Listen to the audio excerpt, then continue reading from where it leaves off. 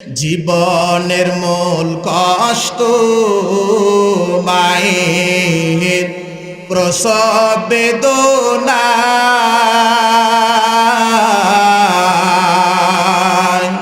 সাত আসমান সাত জমিন তখন মায়েরই মাথায়। জীবনের মূল কষ্ট মায়ের প্রসব বেদনা, সাত আসমান সাত জমিন তখন মায়েরই মাথায়। এমন মাকে কেমনে আজি, এমন মাকে কেমনে আজি যাব আমি ভুলিয়া। ও আমার প্রাণের মা, মা গো মা, কোথায় গেলে মোরে ছাড়িয়া। জনম দুঃখী এতিম আমি, চাই না কিছু ফিরিয়া। সুরে বলেন না মারহাবা।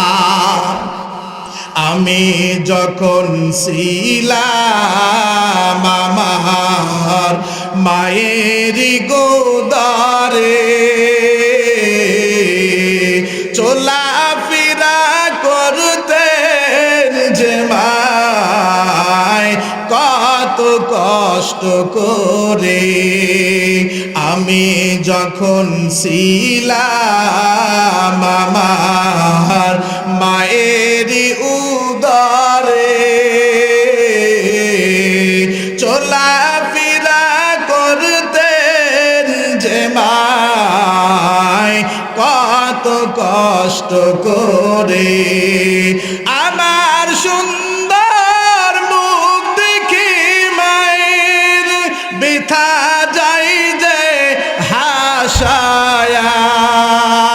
ও আমার প্রাণের মা, মা গো মা, কোথায় গেলে মারা ছাড়িয়া। জনম দুঃখী এতিম আমি, চাই না কিছু ছাড়িয়া। জোরে বলেন না আল্লাহু আকবার। মা বাবা আমাদের জন্য কত বড় সম্পদ।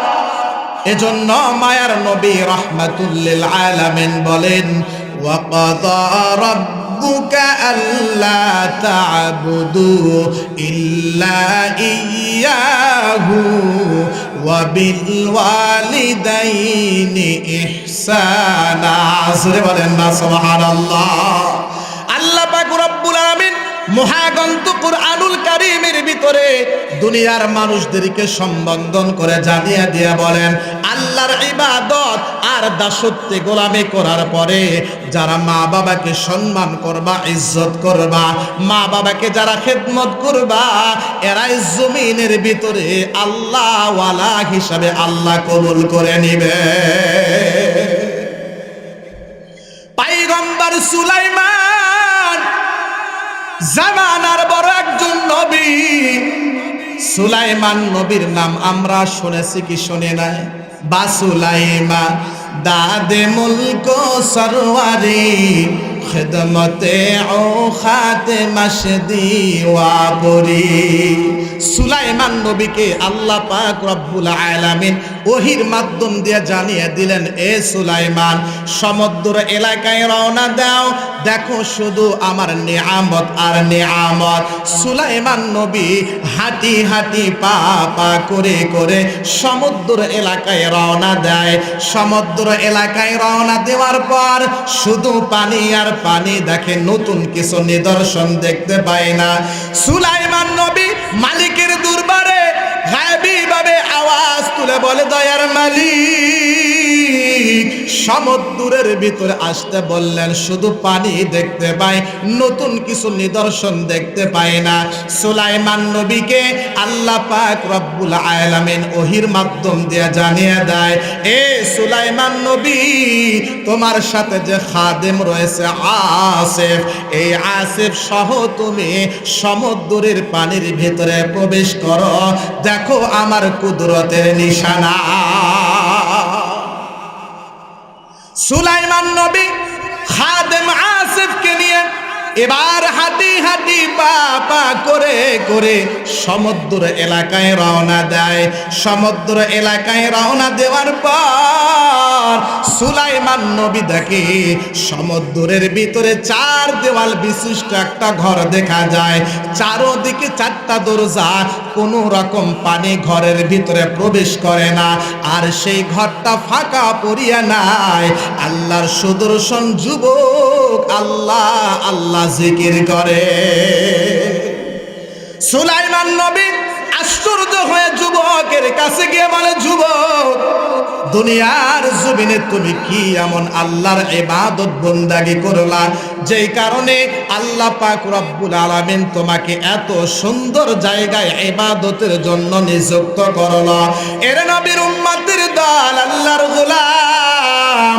এবার সুলাইমান নবী প্রশ্ন করার সাথে সাথে যুবক ডাক দিয়ে বলে, এ সুলাইমান নবী, পৃথিবীর জমিনে আমার মা বাঁচিয়েছিল, আমার বাবা বাঁচিয়েছিল, জোরে বলেন না সুবহানাল্লাহ, আরো জোরে বলেন না সুবহানাল্লাহ। সুলাইমান নবী, পৃথিবীর জমিনে আমার মা বাঁচিয়েছিল, আমার বাবা বাঁচিয়েছিল, আমি আমার মায়ের খেদমত করেছি, আমি আমার বাবার খেদমত করেছি। কেমন খেদমত করলা? পয়গম্বর সুলাইমান নবীকে এই যুবক ডাক দিয়া বলে, সুলাইমান নবী, আমার জমিনের ভিতরে আমার মায়ের আমি খেদমত করলাম। আমার মা জমিনের ভিতরে অসুস্থ হয়ে পড়ে গেলেন, আমি আমার মায়ের জন্য বাজার থেকে আপেল কমলা এনে দিতাম, আমি আমার মায়ের জন্য বাজার থেকে ঔষধ কিনে এনে দিতাম, আমি আমার মায়ের জন্য বাজার থেকে রকমের ফল এনে দিতাম, আমি আমার মায়ের জন্য গোসলের পানি পর্যন্ত প্রস্তুত করে দিতাম, মায়ের জন্য আমি বাথরুমের পানি পর্যন্ত প্রস্তুত করে দিতাম। আমার মা যখন দুনিয়ার মায়া ত্যাগ করিয়া চলে যায়, আমার মা রব্বে কারিমের প্রতি হাত তুলে বলে, দয়ার মালিক, আমার সন্তানকে আপনি 200 বছর হায়াত দান করে দিও। বাবা অসুস্থ হয়ে পড়ে গেলেন, বাবার আমি খেদমত শুরু করে দিলাম, বাবার জন্য আমি বাজার থেকে আপেল কমলা এনে দিতাম, বাবার জন্য আমি রকমের ফল দিতাম, বাবার জন্য আমি গোসলের পানি প্রস্তুত করে দিতাম, বাবার জন্য আমি বাথরুমের পানি পর্যন্ত প্রস্তুত করে দিতাম। কিন্তু আমার বাবা যখন দুনিয়ার মায়া ত্যাগ করিয়া যায়,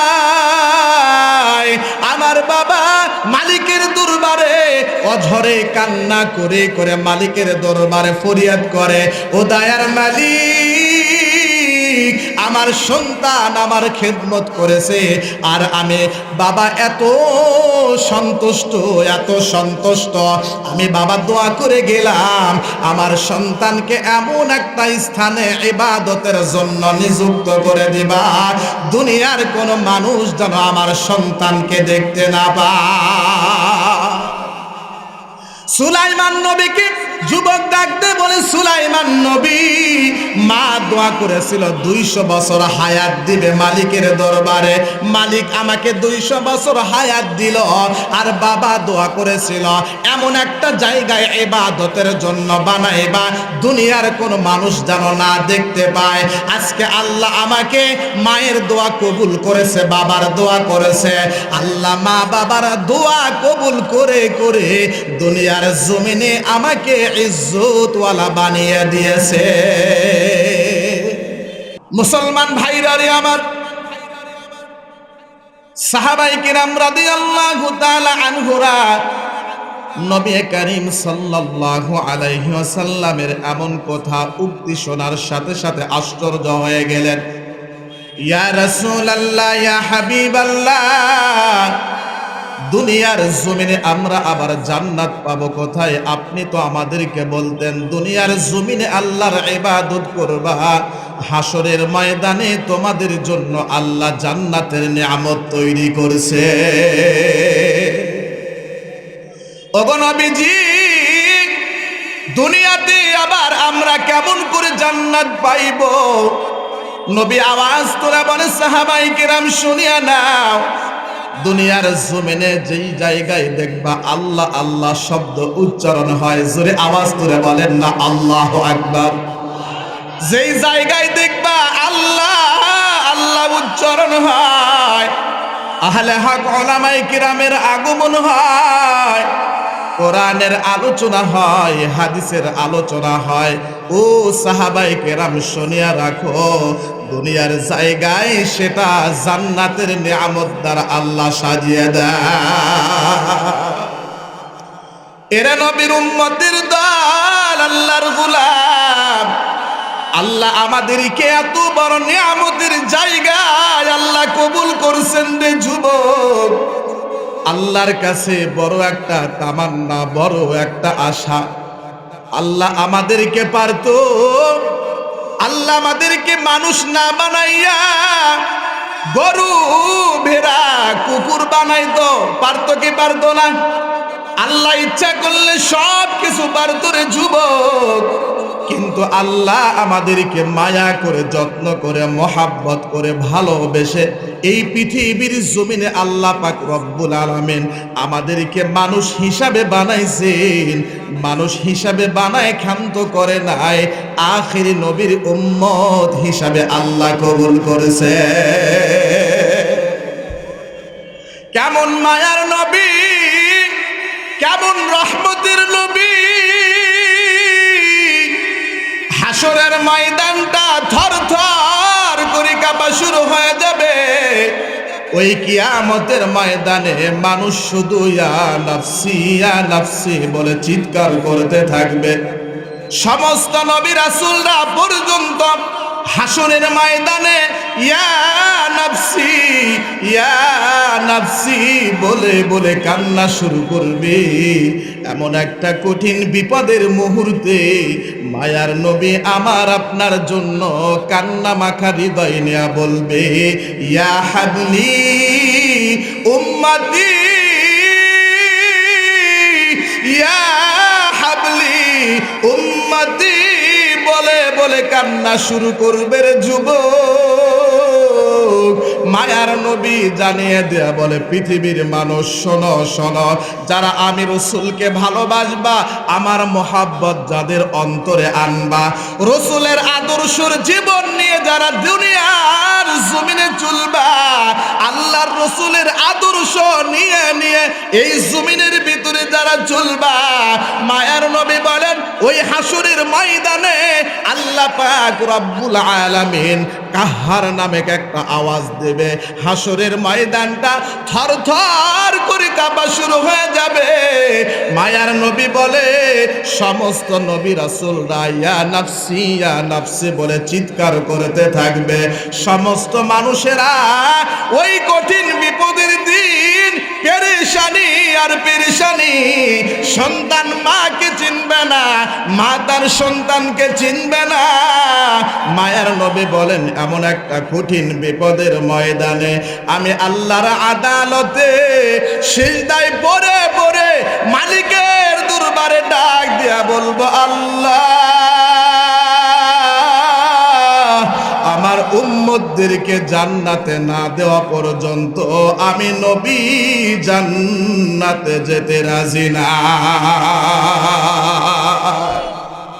ও গো নবীর উম্মতেরা হয়ে আজি দিশাহারা,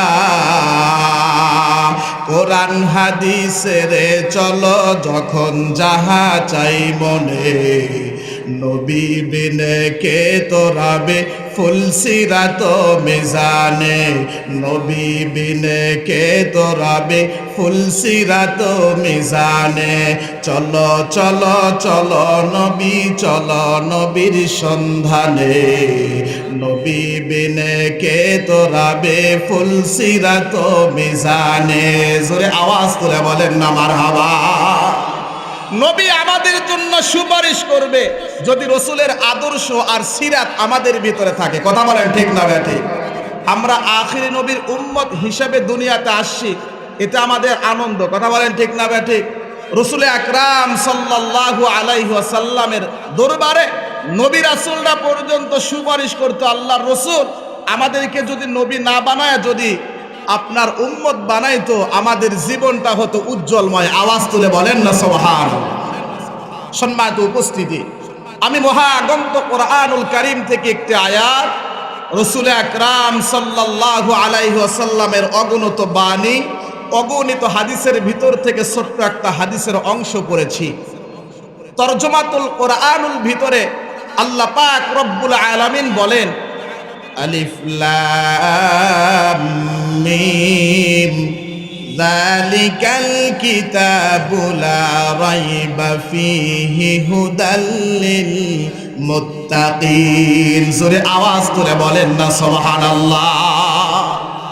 আল্লাহ পাক রব্বুল আলামিন মহাগ্রন্থ কোরআনুল কারীমের ভিতরে দুনিয়ার মানুষদেরকে সম্বোধন করে জানিয়ে দিয়ে বলেন, এ দুনিয়ার মানুষ শুনিয়া নাও, এটা এমন একটা কোরআন, এমন একটা কিতাব, আল্লাহ পাক রব্বুল আলামিন এই কোরআনুল কারীমের মাঝামাঝি অথবা কোরআনের শেষে আল্লাহ চ্যালেঞ্জ করে নাই। কথা বলেন ঠিক না ঠিক?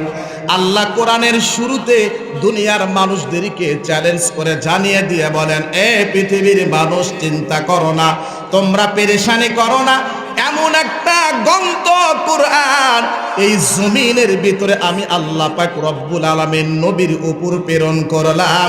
এই কিতাবের ভিতরে, এই কোরআনের ভিতরে কোনো ভুল না। আপনারা বুঝে থাকলে একটু উত্তর দিবেন। পৃথিবীর কোনো একটা মানুষ অথবা লেখক যদি একটা বই রচনা করে, বলেন তো শেষ পৃষ্ঠায় লিখতে বাধ্য হয়, যদি ভুল হয় ক্ষমার দৃষ্টিতে দেখবেন। কথা আওয়াজ তুলে বলতে হবে ঠিক না ঠিক? কিন্তু আল্লাহ পাক রব্বুল আলামিন এমন একটা কোরআন, এমন একটা কিতাব আমার আপনার জন্য, আমার আপনার নবীর উপর দান করলেন। আল্লাহ শুরুতেই চ্যালেঞ্জ করে জানিয়ে দিয়ে বলেন, এটা এমন কোরআন, এমন একটা কিতাব, যেই কিতাবের ভিতরে কোনো ভুল নাই। জোরে আওয়াজ তুলে বলেন না সুবহানাল্লাহ। কোরআনের আলোচনা শুনলে দিল মজা পায়। কথা বলেন ঠিক না বেঠে? ইমানদারের দিল তো মজা ওই সময় হবে যখন কোরআনের আলোচনা হবে, আমাদের দিলটা হবে ইমানওয়ালা দিল। আওয়াজ তুলে বলেন ঠিক না বেঠে? মুসলমান ভাইরা রে আমার, এই কোরআন আমাদের জন্য কত বড় দামি একটা কোরআন। এই কোরআনটা আমাদের জন্য কত মূল্যবান একটা দামি সম্পদ। এরে নবীর উম্মতের দল, এরে দিনাজপুরবাসী, এরে কাটলার যুবক ভাইয়েরা, এরে পর্দার আড়ালের আম্মা জানেরা, কেনই তুমি কোরআন মানবা না? কেনই তুমি রসুলের আদর্শ মানবা না? যারা কোরআনের মোতাবেক জিন্দাগি চালাইছে, কোরআনটাকে নিজের জীবনের সাথে নিজের সম্পদ মনে করেছে, নিজের জীবনের সাথে যারা কোরআনটাকে সেট করেছে, এরাই দুনিয়ার জমিনে বড় আল্লাহওয়ালা হয়ে গিয়েছে।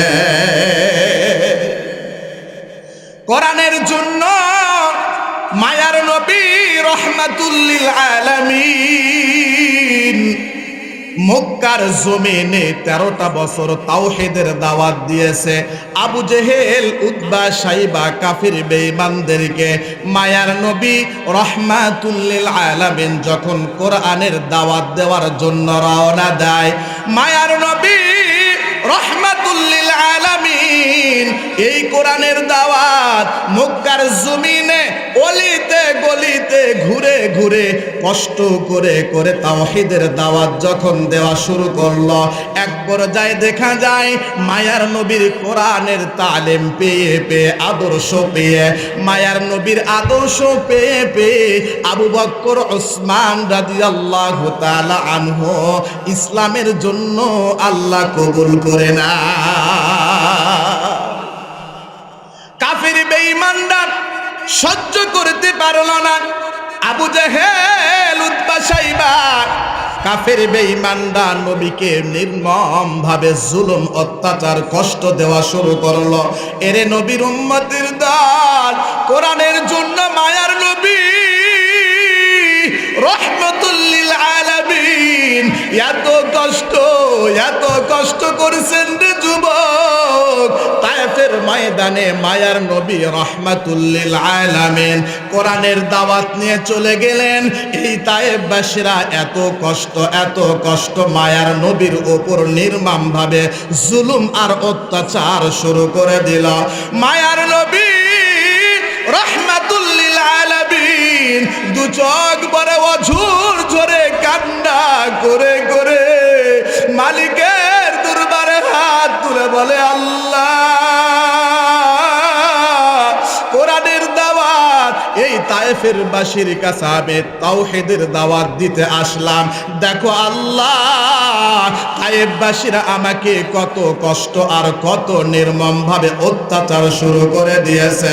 এরে নবীর উম্মতের দল, এরে দিনাজপুরবাসী, গভীর ভাবে নজর করে দেখেন এই মায়ার নবী রহমাতুল লিল আলামিন এমন ভাবে কষ্টের সম্মুখীন হয়েছিলেন। মায়ার নবী রহমাতুল লিল আলামিন হাদিসে পাকের ভিতরে পাওয়া যায়, কিতাবের ভিতরে আসে, এই পাথরের আঘাতে মায়ার নবীর জুতা মোবারক পর্যন্ত লাল হয়ে গিয়েছে। মায়ার নবী কোরআনের জন্য জুলুম, অত্যাচার, কষ্ট স্বীকার করেছেন। ওই মায়ার নবীর আদর্শ আজকে আমরা নিতে পারলাম না, অথচ আল্লাহ পাক রব্বুল আলামিন মহাগ্রন্থ কোরআনুল কারীমের ভিতরে বলেন, ওয়ামা আরসালনাকা ইল্লা রাহমাতাল লিল আলামিন। জোরে আওয়াজ তুলে বলেন না মারহাবা, আরো জোরে বলেন না আল্লাহু আকবার। পৃথিবীর মানুষকে আল্লাহ পাক রব্বুল আলামিন মহাগ্রন্থ কোরআনুল কারীমের ভিতরে দুনিয়ার মানুষদের মাধ্যম দিয়া জানিয়ে দেন, এ পৃথিবীর মানুষ তোমরা শুনিয়া রাখো, পৃথিবীর জমিনের জন্য আমি আল্লাহ পাক রব্বুল আলামিন মায়ার নবীকে সারা বিশ্বের মানুষের জন্য রহমত হিসাবে আমি আল্লাহ প্রেরণ করেছি। মায়ার নবী 40 বছর বয়সে মক্কার জমিনে থাকছেন, তাওহীদের দাওয়াত দেন নাই। মক্কার কাফের বেঈমানরা আল্লাহর রাসূলকে আল আমিন উপাধি দিত। কথা বলেন ঠিক না বেঠিক? 40 বছর বয়সে আল্লাহ পাক রব্বুল আলামিন কোরআনের ওহীর মাধ্যম দিয়ে যখন কোরআন নাজিল হলো, এই কোরআনটা নবীর উপর আসলো, দাওয়াত দিলেন, দুশমনে পরিণত হলো। কথা বলেন ঠিক না বেঠিক? আসো কোরআনের দাওয়াত যখন উলামায়ে কেরামরা তাফসীর বলেন, বিভিন্ন তাফসীরের মাধ্যম দিয়ে কোরআনের হক কথা যখন বলে, বাংলার কুলাঙ্গাররা আল্লাহর কসম করে বলি, এই জমিনের ভিতরে দীর্ঘ 17 বছর পর্যন্ত এই জমিনের ভিতরে কোরআনের জন্য উলামায়ে কেরাম নির্যাতিত হয়েছে। কথা বলেন ঠিক না বেঠিক? আল্লাহর কসম করে বলি, যারা কোরআনকে মোহাব্বত করবে, কোরআনকে যারা জীবন দিয়ে মোহাব্বত করবে, ভালোবাসবে, কোরআনের পক্ষে যারা থাকবে, এদের জন্য আল্লাহ দুনিয়ার জমিনে কোরআন ওয়ালার সাথে ইজ্জত আর সম্মান বৃদ্ধি করবে। জোরে বলেন না সুবহানাল্লাহ।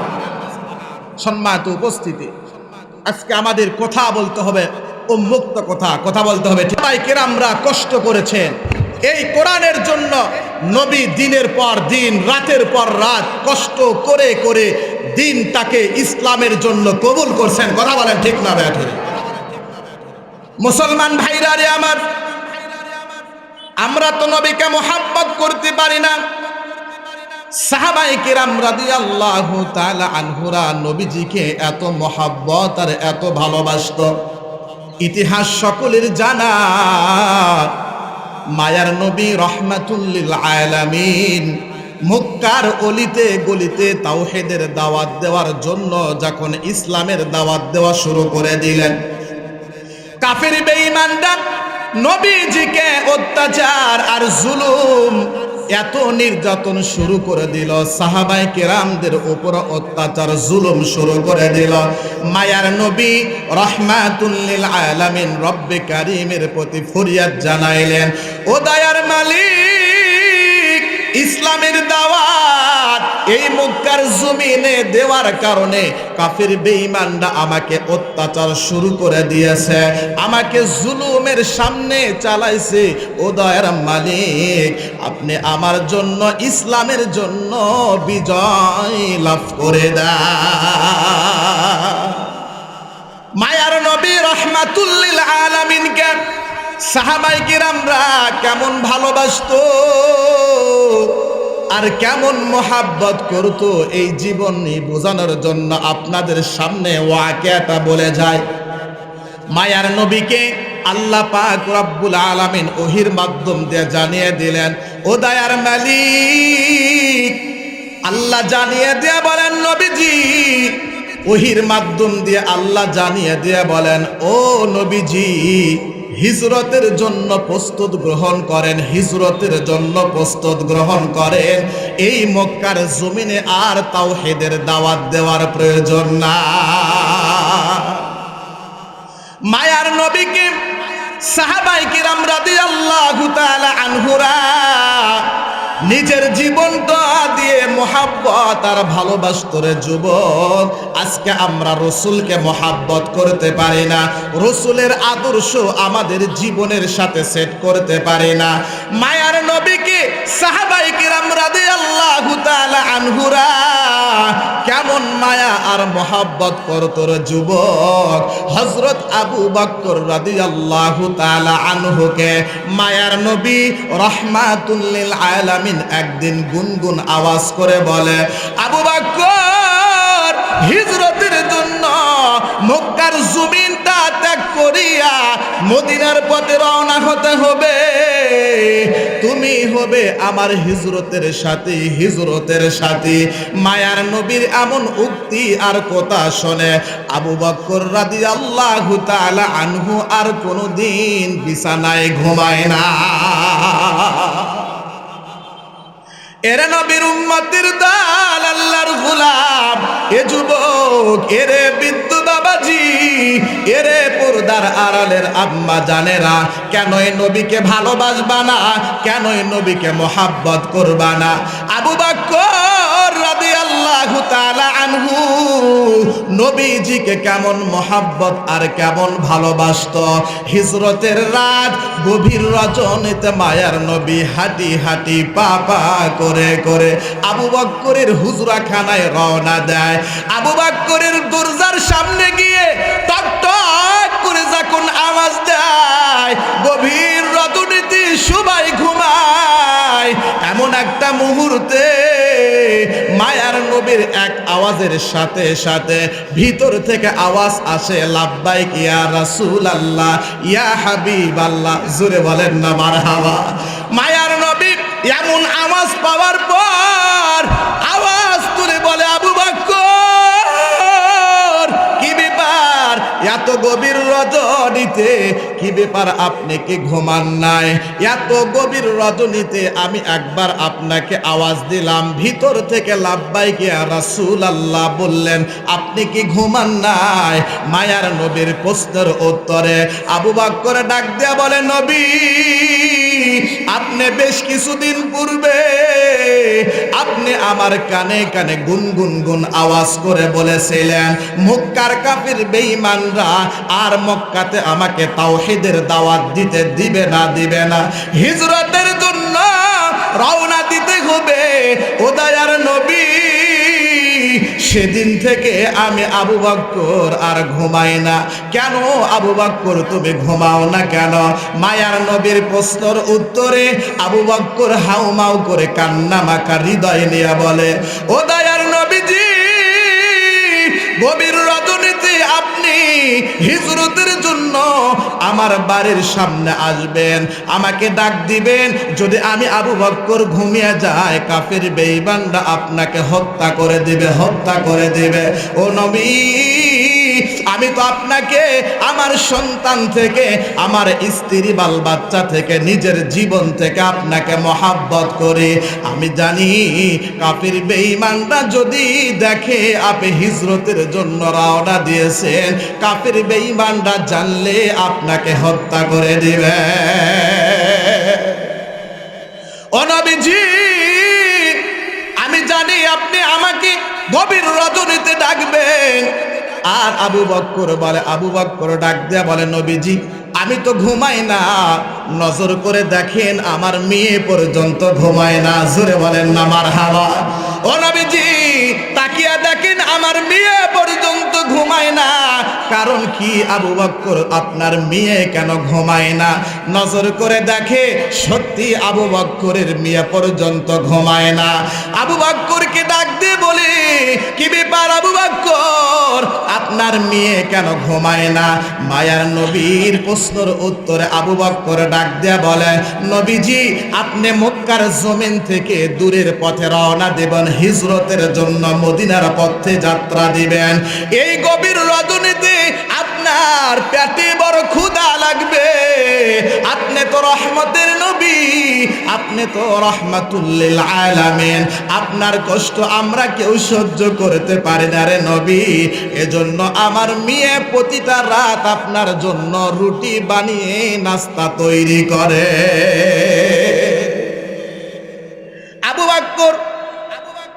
আবু বকর ডাক দিয়ে বলেন, নবীজি আপনি হয়তো মনে করেছেন আমি আবু বকর আর আমার মেয়ে শুধু ঘুমাই নাই, বিষয়টা এমন নয়। মায়ার নবী আশ্চর্য হয়ে বললেন, ও আবু বকর, তাহলে আবার কে ঘুমায় নাই?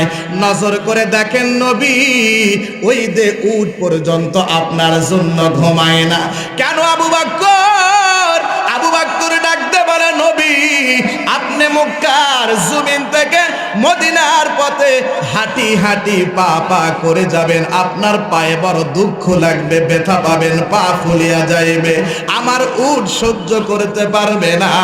আমার উট প্রতিটা রাত আপনার সফর সাথী হিসাবে রাত জেগে জেগে আপনার জন্য স্মরণ করে। এ ছিল সাহাবায়ে কিরামের আদর্শ, এ ছিল সাহাবায়ে কিরামের মুহাব্বত। মায়ার নবী গভীর রজনীতে হিজরতের রাত্রিতে মায়ার নবী আবু বকরকে ডাক দেয়া বলেন, ও আবু বকর, আমি নবী আপনাকে জানিয়ে দিলাম, আপনি শুধু এই জমিনে হিজরতের সাথী, মক্কার জমিন থেকে মদিনায় আমার সাথী নয়, আমি আবু বকর, আপনি আবু বকর, আমি রাসূলের সাথে জান্নাতেও আপনি আমার সাথী হবেন। এজন্য সাহাবায়ে কেরামের ভালোবাসা আর মহাব্বত, অন্তরে দরদ যদি আমাদের থাকে, কসম আল্লাহ, আমাদের জন্য আল্লাহর রহমত অবশ্যই আসবে। কথা বলেন ঠিক না ব্যাঠে? সাহাবায়ে কেরামের আদর্শ, সাহাবায়ে কেরামের নীতিমালা আমাদের জমিনে আমরা প্রতিষ্ঠিত করেই ছাড়ব। কথা বলতে হবে ঠিক না ব্যাঠে?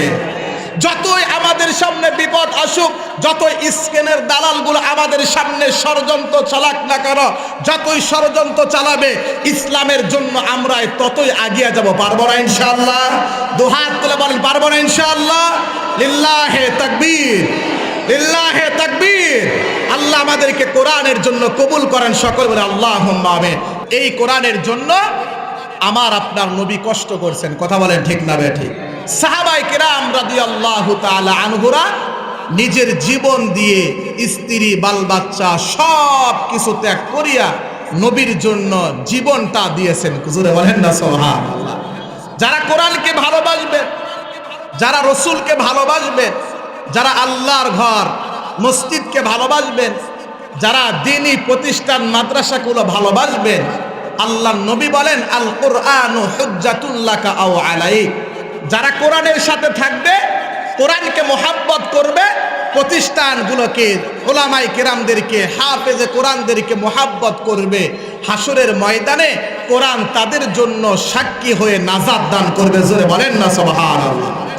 আর যারা দ্বীনি প্রতিষ্ঠানগুলোকে মোহাব্বত করবে না, হাফেজে কোরআনকে মোহাব্বত করবে না, আলেমে রব্বানীদেরকে মোহাব্বত করবে না, আল কুরআনু হুজ্জাতুন লাকা আও আলাইক, কোরআন যেমন ভাবে মোহাব্বত করলে ভালোবাসার কারণে আমাদেরকে সুপারিশ করে নাজাত দিবে, আমরা যদি মোহাব্বত না করি তাহলে আমাদের জন্য বিপক্ষে সাক্ষী দিবে। কথা বলেন ঠিক না ঠিক? আচ্ছা, আপনারা বুঝে থাকলে বলেন তো, এই এতগুলা দিনাজপুরবাসী সবাই ভেবে চিন্তে একটু উত্তর দিবেন। আমরা এই ময়দানে যারা আসছি, বসতে পেরেছি, কোরআনের আওয়াজ যারা শুনছি, আপনারা বুঝে শুনে একটা উত্তর দিবেন। আমরা সবাইকে কোরআন পড়তে পারি? কথা বলতে হবে, পড়তে পারি? আমরা কিন্তু সবাই কোরআন পড়তে পারি না, কিন্তু কোরআনের মোহাব্বত আমাদের অন্তরে আছে। কথা বলতে হবে ঠিক না ঠিক? আমরা কৃষক হতে পারি, আমরা ডাক্তার হতে পারি, আমরা দিন মজুরি করে মানুষের বাড়িতে আমরা কামলা দিয়ে খেতে পারি, কিন্তু আল্লাহর কোরআনকে মোহাব্বত করি, রসুলের মোহাব্বত আমাদের সামনে আছে, আল্লাহর দ্বীনি প্রতিষ্ঠানগুলোকে আমরা অন্তর দিয়ে ভালোবাসি। কথা বলতে হবে ঠিক না ঠিক? প্রতিষ্ঠানগুলোকে ভালোবাসবে, কোরআনের সাথে নিজের জীবনটাকে সাজাইবে।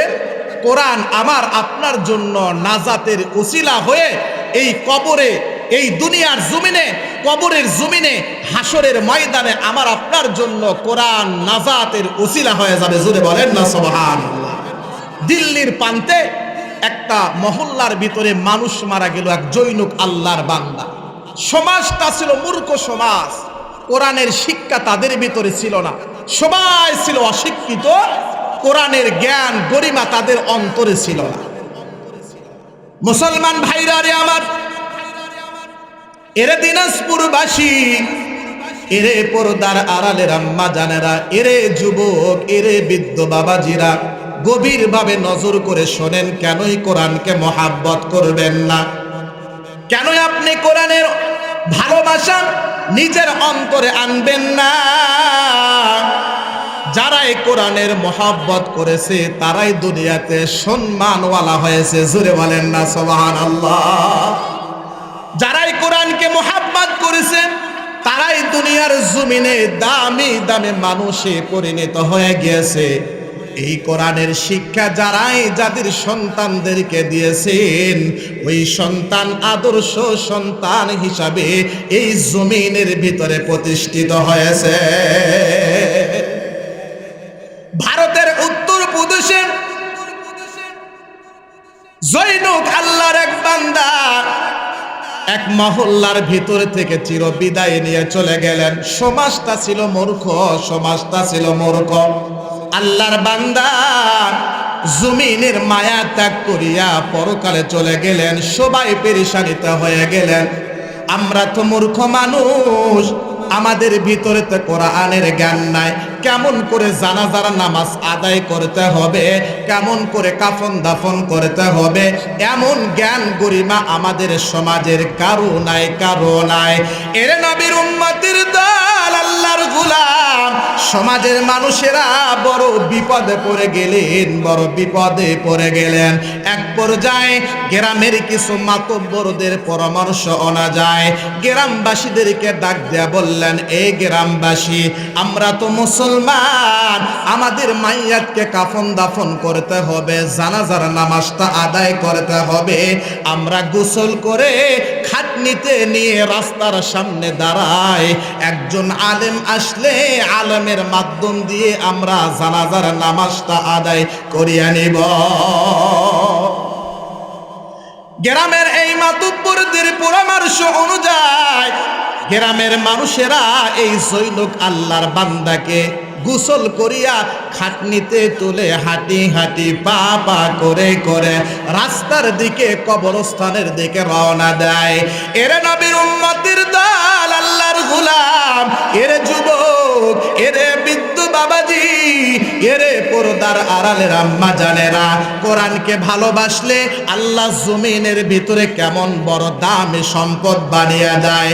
কোরআনকে ভালোবাসলে আল্লাহ কবরে আমাদের ঠিকানা কেমন জান্নাত বানিয়ে দেয়। এই জিনিসটা বোঝানোর জন্য আপনাদেরকে বলে যায়। এক পর্যায়ে গ্রামের মানুষেরা হাঁটি হাঁটি বাবা করে করে এই মাইয়াতকে যখন রাস্তার দিকে নিয়ে চলে যায়, হঠাৎ করে নজর করে দেখে আল্লাহর এক বান্দা আলেম হাফেজ কোরআন হাঁটি হাঁটি পা পা করে করে রাস্তার পথে রওনা দেয়।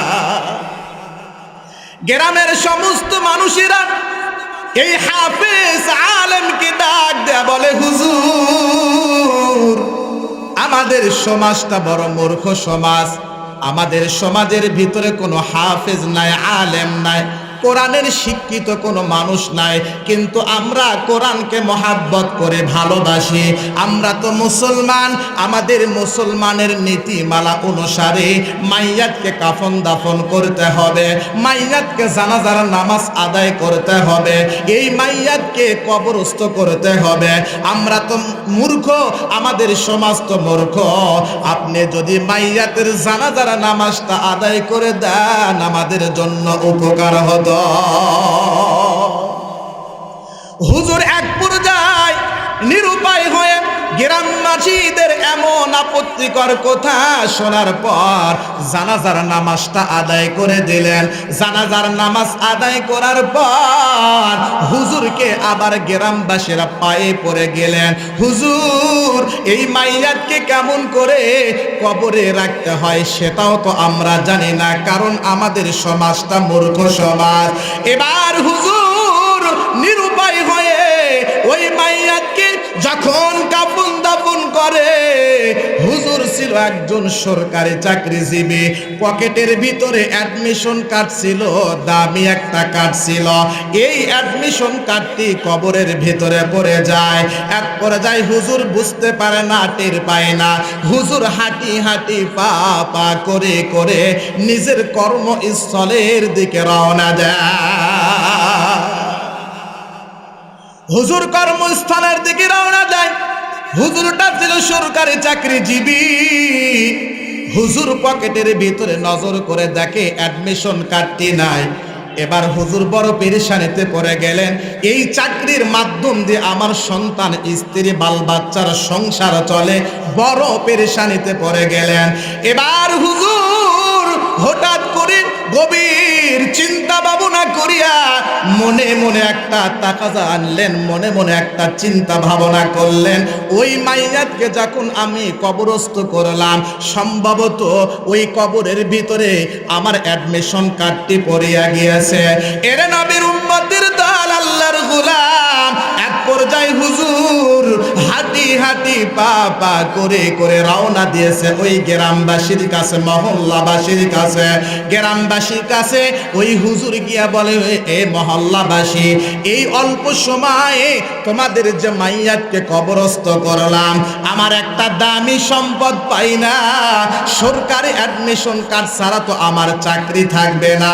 এই অ্যাডমিশন কার্ডটি সম্ভবত কবরের ভিতরে পড়িয়া গিয়েছে, যদি তোমরা সহযোগিতা করো আমার অ্যাডমিশন কার্ডটি আমি ফিরে পাবো, আমার চাকরিও অটল থাকবে।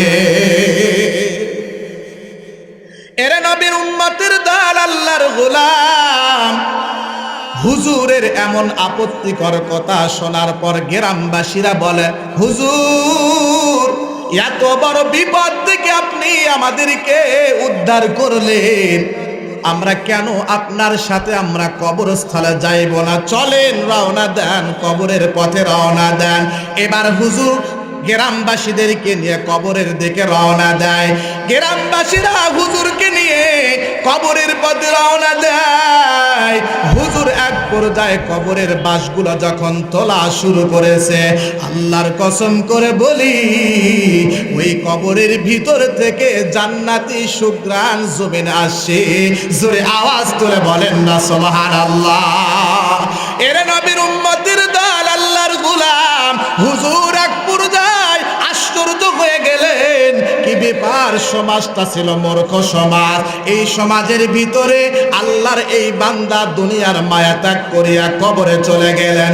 কি এমন ইবাদত করলেন যে ইবাদতের কারণে আল্লাহ পাক রব্বুল আলামিন অল্প সময়ের ব্যবধানে তার কবরটাকে আল্লাহ জান্নাতের বাগান দ্বারা সাজিয়ে দিলেন। এর নবীর উম্মতের দল, আল্লাহর গোলাম, এবার হুজুর গ্রামবাসীদেরকে ডাক দিয়া বলে, গ্রামবাসীরে, এই জৈনক আল্লাহর বান্দা দুনিয়ার জমিনে কি এমন ইবাদত করেছে, কি এমন ইবাদত করেছে যে ইবাদতের কারণে আল্লাহ পাক রব্বুল আলামিন এই জমিনের ভিতরে তাকে এত সম্মান দিল, এই কবরের ভিতরে তাকে এত সম্মান দিল। এর নবীর উম্মতের দল গ্রামবাসীরা ডাক দেয়া বলে, হুজুর আমাদের জানা মতে তেমন কোনো ইতিহাস আমরা জানি না, তবে সম্ভবত বাড়ির ভিতরে একটা মাসুম বাচ্চা আছে, ওই মাসুম বাচ্চাকে যদি বলা হয় তাহলে এই অবস্থা আমরা জানতে পারব। এর নবীর উম্মতের দল এক পর্যায়ে হুজুর গ্রামবাসীদেরকে নিয়ে রওনা দিলেন ওই মৃত ব্যক্তির বাড়ির দিকে। বাড়িতে গিয়ে দেখে ছোট মাসুম বাচ্চা। কি ব্যাপার বাবা, সামনে আসো। সামনে আসলেন। তোমার বাবা দুনিয়ার জমিনে কি এমন ইবাদত করতো, কি এমন আল্লাহর খেদমত করতো যে ইবাদতের কারণে তোমার বাবার কবরটাকে আল্লাহ রিয়াজুল জান্নাতে পরিণত করিয়া দিয়েছে। কারণটা কি শুনবেন? কারণটা কি শুনবেন? বলবো বলবো আলোচনা বলবো নাকি শেষ করে দিন? মুসলমান ভাইরা রে আমার, এক পর্যায়ে হুজুর ছোট মাসুম বাচ্চাকে জিজ্ঞাসা করার পর ছোট মাসুম বাচ্চা হাউমাউ করে কান্না শুরু করে দিল। হুজুর দুনিয়ার জমিনে আমার বাবাই ছিল আমার সম্পদ, বাবা আমার সম্পদ ছিল।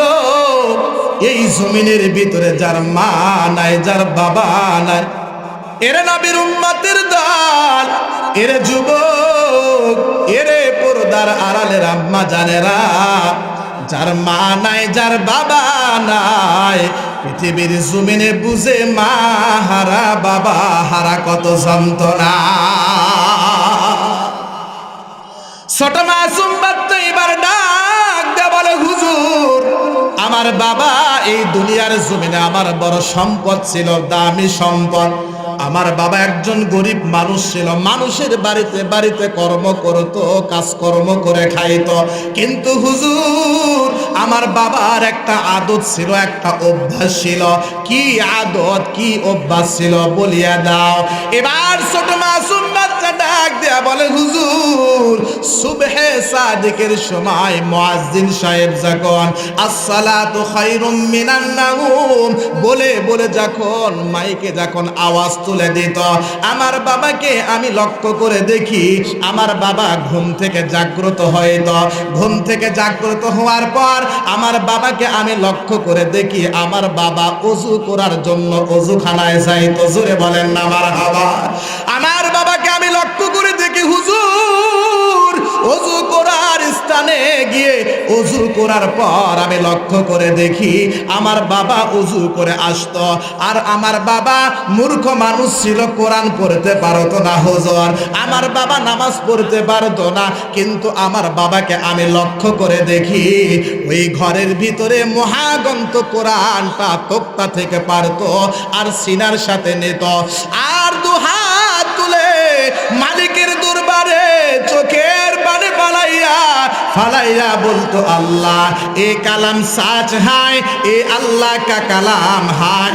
জোরে আওয়াজ তুলে বলেন না সুবহানাল্লাহ। হুজুর আমার বাবাকে আমি লক্ষ্য করে দেখি এই কোরআনটা সিনার সাথে নিয়ে নিয়ে কান্না করে বলতো, এ আল্লাহ কা কালাম হায়, এটা আল্লাহর কালাম, এই কালামের ভিতরে কোনো ভুল নাই। এমন বলে বলে আমার বাবাকে আমি লক্ষ্য করে দেখি কান্না করতো। আমার বাবা যখন সকালবেলা যখন ভোরবেলা যখন রওনা দিত মানুষের কাজের দিকে, আমার বাবাকে আমি লক্ষ্য করে দেখি সারাটা দিন মানুষের বাড়িতে কর্ম করার করে। আমার বাবাকে আমি লক্ষ্য করে দেখি সুবহে সাদিকের নাই আবার ওই তক্তা থেকে কোরআনটা নিত আর সিনার সাথে ধরে ধরে বলতো, এ আল্লাহ কা কালাম হায়, এ আল্লাহ কা কালাম হায়। জোরে বলেন না সুবহানাল্লাহ। হুজুর ডাকতে বলে, গ্রামবাসী, এই সমাজের ভিতরে তোমরা সবাই মূর্খ, কিন্তু এই আল্লাহর বান্দা ছিল আল্লাহওয়ালা, এই আল্লাহর বান্দা ছিল কোরআনওয়ালা, এই আল্লাহর বান্দা ছিল উলামায়ে কেরামদেরকে মহাব্বত করনেওয়ালা। এজন্য আল্লাহ পাক রব্বুল আলামিন এই বান্দার কবরটাকে রিয়াজুল জান্নাতে আল্লাহ পরিণত করিয়া দিয়েছে। এজন্য যারা দুনিয়ার জমিনে কোরআনকে যারা মহাব্বত করেছে, কোরআনকে যারা ভালোবেসেছে, আল্লাহর কসম করে বলি এরা দুনিয়ার জমিনে দামি দামি সম্পদ হয়েছে। জোরে বলেন না সুবহানাল্লাহ। সম্মানিত উপস্থিতি, এই কোরআন আমাদের জন্য মহামূল্যবান সম্পদ। ঠিক না ব্যাঠে? কথা আওয়াজ করে বলতে হবে, ঠিক না ব্যাঠে? অল্প সময়ের ভিতরে প্রধান আলোচক আসবে, আমি বিদায় নিয়ে চলে যাব। অল্প সময় চাই, শুধু কোরআন জিনিসটা আমি বুঝিয়ে দিব। এই কোরআনটা যারাই নিজের জীবনের সাথে ধরছে তাদের জীবনটা আলোকিত হয়েছে। কথা বলেন ঠিক না ব্যাঠে? আজকে আমাদের সমাজের ভিতরে কোরআনের শিক্ষা আমাদের সন্তানদেরকে দিই না। দি ভাই, আমাদের সন্তানদেরকে কোরআনের শিক্ষা আমরা দিই না। আমরা college, university, doctor, engineer, barrister, কথা বলেন ঠিক না ব্যাঠে, এমন চিন্তা চেতনা নিয়েই শুধু আমরা ব্যস্ত। আজ সমাজের ভিতরে শুধু মানুষ বলে, হুজুর কোরআন পড়াই না, আমরা আমাদের সন্তান থেকে পিতামাতার খেদমত পাই না। কথা আওয়াজ তুলে বলতে হবে, ঠিক না ব্যাঠে? আমি যুবকদেরকে বলবো, যুবক, কোরআনের শিক্ষা আসতে হবে। আপনার বৃদ্ধ বাবাজিদেরকে বলবো, পর্দার আড়ালে অবস্থানরত মাদেরকে বলবো, কোরআনের শিক্ষা যদি আপনার সন্তানদেরকে দেন, এই সন্তান আপনার আমার খেদমত করতে বাধ্য হবে। কথা বলেন ঠিক না ব্যাঠে? সম্মানিত উপস্থিতি, পিতামাতার খেদমত এটা আমাদের জন্য সবচেয়ে দামি একটা জিনিস। আজকে সমাজের ভিতরে পিতামাতার খেদমত নাই বললেই চলে। কথা বলেন ঠিক না ব্যাঠে? এর মূল কারণ কি জানেন? আমি আপনার সন্তানকে কোরআনের তালিম থেকে দূরে সরে আসি, আমাদের জমি বিক্রি করে করে বিদেশে আমাদের সন্তানকে পাঠিয়ে দিই, সব চোর বাটপার হয়ে মা বাবাকে বৃদ্ধাশ্রমে রাখে। কথা বলেন তো হবে, ঠিক না ব্যাঠে? মুসলমান ভাইরা রে আমার, আজকে আপনার সন্তানকে নিজের জমি বিক্রি করে, নিজের টাকা পয়সা ব্যয় করিয়া বিদেশে, লন্ডনে, পাকিস্তানে পড়ার অবস্থায় আপনি দুনিয়ার জমিনে, বাংলার জমিনে আনলেন। দেখবেন, নজর করে দেখবেন, এই সন্তান যখন জমিনে আসে, আমার আপনাকে এমন শিক্ষা দিয়ে দেয়, মা বাবার চোখের পানি ছাড়া আর কোনো হুঁশ থাকে না। অথচ মা বাবা আমাদের জন্য কত বড় সম্পদ। এজন্য মায়ার নবী রাহমাতুল লিল আলামিন বলেন, ওয়াকাদা রাব্বুকা আল্লা তা'বুদু ইল্লা ইয়্যাহু ওয়া বিল ওয়ালিদাইনি ইহসানা। জোরে বলেন না সুবহানাল্লাহ। আল্লাহ পাক রব্বুল আলামিন মহাগ্রন্থ কুরআনুল কারীমের ভিতরে দুনিয়ার মানুষদেরকে সম্বোধন করে জানিয়ে দিয়ে বলেন, আল্লাহর ইবাদত আর দাসত্বে গোলামি করার পরে যারা মা বাবাকে সম্মান করবা, ইজ্জত করবা, মা বাবাকে যারা খেদমত করবা, এরাই জমিনের ভিতরে আল্লাহওয়ালা হিসাবে আল্লাহ কবুল করে নিবে। পয়গম্বর সুলাইমান জামানার বড় একজন নবী। সুলাইমান নবীর নাম আমরা শুনেছি কি শুনে নাই? বাসুলাইমা দাদে মুলক সরওয়ারি খিদমতে ও খাতেমাশ দিওয়া পরি। সুলাইমান নবীকে আল্লাহ পাক রব্বুল আলামিন ওহির মাধ্যম দিয়ে জানিয়ে দিলেন, এ সুলাইমান, সমুদ্র এলাকায় রওনা দাও, দেখো শুধু আমার নিয়ামত আর নিয়ামত। সুলাইমান নবী হাঁটি হাঁটি পা পা করে করে সমুদ্র এলাকায় রওনা দেয়। সমুদ্র এলাকায় রওনা দেওয়ার পর শুধু পানি আর পানি দেখে, নতুন কিছু নিদর্শন দেখতে পায় না। সুলাইমান নবী মালিকের দরবারে গায়েবী ভাবে আওয়াজ তুলে বলে, দয়ার মালিক, সমুদ্রের ভিতরে আসতে বললেন, শুধু পানি দেখতে পাই, নতুন কিছু নিদর্শন দেখতে পাই না। সুলাইমান নবীকে আল্লাহ পাক রব্বুল আলামিন ওহির মাধ্যম দিয়ে জানিয়ে দেয়, এ সুলাইমান নবী, তোমার সাথে যে খাদেম রয়েছে আসিফ, এই আসিফ সহ তুমি সমুদ্রের পানির ভিতরে প্রবেশ করো, দেখো আমার কুদরতের নিশানা। সুলাইমান নবী খাদেম আসিফকে নিয়ে এবার হাঁটি হাঁটি পা পা করে করে সমুদ্র এলাকায় রওনা দেয়। সমুদ্র এলাকায় রওনা দেওয়ার পর সুলাইমান নবী দেখে সমুদ্রের ভিতরে 4 দেওয়াল বিশিষ্ট একটা ঘর দেখা যায়, চারোদিকে 4টা দরজা, কোনো রকম পানি ঘরের ভিতরে প্রবেশ করে না, আর সেই ঘরটা ফাঁকা পড়িয়া নাই। আল্লাহর সুদর্শন যুবক আল্লাহ আল্লাহ জিকির করে। সুলাইমান নবী আশ্চর্য হয়ে যুবকের কাছে গিয়ে বলে, যুবক, দুনিয়ার জমিনে তুমি কি এমন আল্লাহর ইবাদত বন্দেগী করলা, যেই কারণে আল্লাহ পাক রব্বুল আলামিন তোমাকে এত সুন্দর জায়গায় ইবাদতের জন্য নিযুক্ত করলো? এর নবীর উম্মতের দল, আল্লাহর গোলাম। এবার সুলাইমান নবী প্রশ্ন করার সাথে সাথে যুবক ডাক দিয়ে বলে, এ সুলাইমান নবী, পৃথিবীর জমিনে আমার মা বাঁচিয়েছিল, আমার বাবা বাঁচিয়েছিল, জোরে বলেন না সুবহানাল্লাহ, আরো জোরে বলেন না সুবহানাল্লাহ। সুলাইমান নবী, পৃথিবীর জমিনে আমার মা বাঁচিয়েছিল, আমার বাবা বাঁচিয়েছিল, আমি আমার মায়ের খেদমত করেছি, আমি আমার বাবার খেদমত করেছি। কেমন খেদমত করলা? পয়গম্বর সুলাইমান নবীকে এই যুবক ডাক দিয়া বলে, সুলাইমান নবী, আমার জমিনের ভিতরে আমার মায়ের আমি খেদমত করলাম। আমার মা জমিনের ভিতরে অসুস্থ হয়ে পড়ে গেলেন, আমি আমার মায়ের জন্য বাজার থেকে আপেল কমলা এনে দিতাম, আমি আমার মায়ের জন্য বাজার থেকে ঔষধ কিনে এনে দিতাম, আমি আমার মায়ের জন্য বাজার থেকে রকমের রকমের ফল এনে দিতাম, আমি আমার মায়ের জন্য গোসলের পানি পর্যন্ত প্রস্তুত করে দিতাম, মায়ের জন্য আমি বাথরুমের পানি পর্যন্ত প্রস্তুত করে দিতাম। আমার মা যখন দুনিয়ার মায়া ত্যাগ করিয়া চলে যায়, আমার মা রব্বে কারিমের প্রতি হাত তুলে বলে, দয়ার মালিক, আমার সন্তানকে আপনি 200 বছর হায়াত দান করে দিও।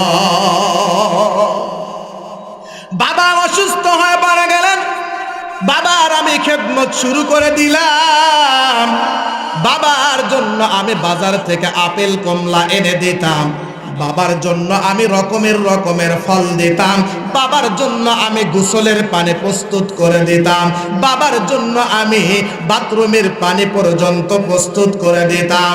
কিন্তু আমার বাবা যখন দুনিয়ার মায়া ত্যাগ করিয়া যায়, আমার বাবা মালিকের দরবারে অঝরে কান্না করে করে মালিকের দরবারে ফরিয়াদ করে, ও দয়ার মালিক, আমার সন্তান আমার খেদমত করেছে, আর আমি বাবা এত সন্তুষ্ট, এত সন্তুষ্ট, আমি বাবা দোয়া করে গেলাম আমার সন্তানকে এমন একটা স্থানে ইবাদতের জন্য নিযুক্ত করে দিবা, দুনিয়ার কোনো মানুষ যেন আমার সন্তানকে দেখতে না পায়।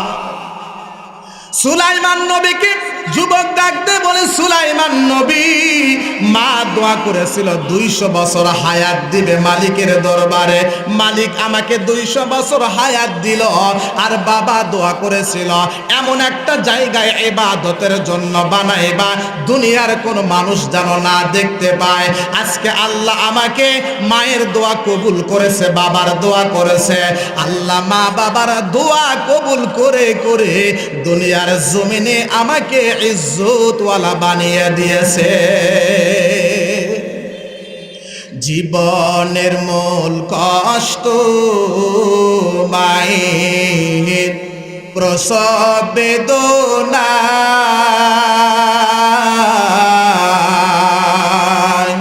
7 আসমান 7 জমিন তখন মায়েরই মাথা।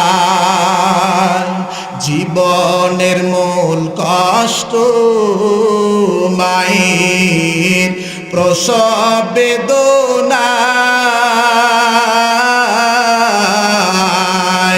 7 আসমান 7 জমিন তখন মায়েরই মাথায়।